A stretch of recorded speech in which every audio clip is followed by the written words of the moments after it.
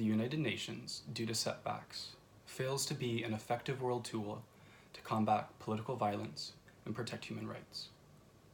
A lot of these issues come from the structure of the United Nations.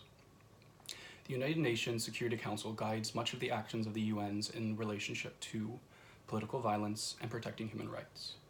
The Security Council is made up of 15 members, 5 of which are permanent: the United States, the UK, Russia, China, and France, who all have veto power and use this to promote the self-interest of their nations in the UN's actions.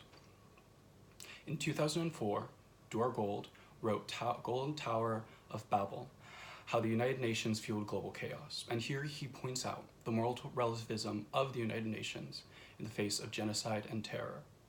We see the political interest in where the UN engages, in Kuwait in '91 for its oil, and the lack of action in Rwanda in '97. There is almost no consequence for violating a UN resolution. And we see that even now with the Muslim genocide in China, where over 2 million Uruguay Muslims are in what China calls vocational camps, but are in fact internment camps. And at the last UN Human Rights Council, China used its power in its Security Council to stop further political action on this genocide. The ineffective nature of the Security Council happens in many folds. One, to its small deployment of peacekeeping forces.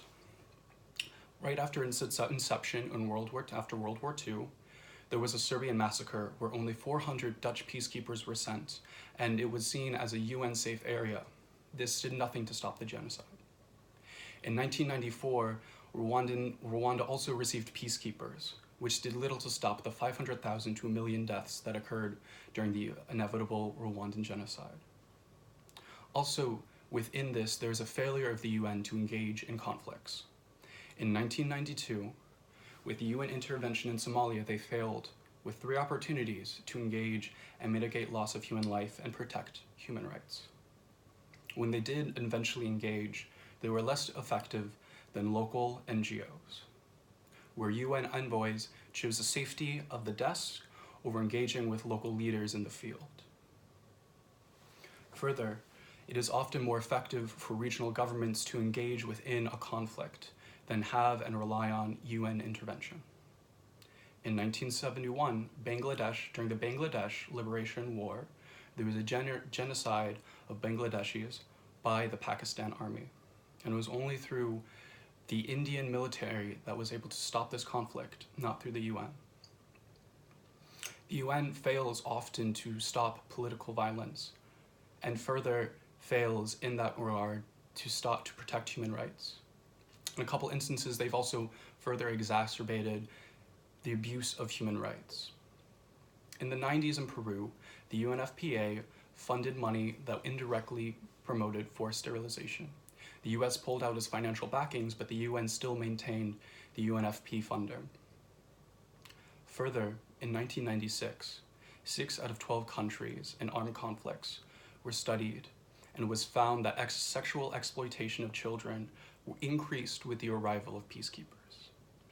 Further, in 2011, 16 Beninese peacekeepers were, after a year-long probe, barred from working as peacekeepers. 10 of them were commanders. It was found they failed to prevent sexual exploitation and abuse of children. Even now, this gridlock has stopped Sri Lanka in the civil war, where UN officials were afraid to publicize deaths.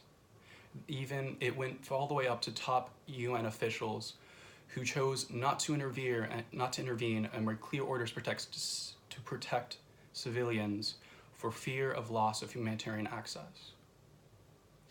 The UN is failing at its first 2 mandates because of its structure and the power of the veto and the political displacement. In the first 2 mandates, the UN says its goal is to maintain international peace and security, and if necessary, to enforce peace and take preventative measures. The UN has clearly shown it has not been effective at creating peace and security, and further failed at enforcing and preventing peace. They've been left only to observe, report, and make recommendations. And that is not enough as a world tool to combat political violence, nor protect human rights. It is in that regard that the UN fails to be an effective world tour.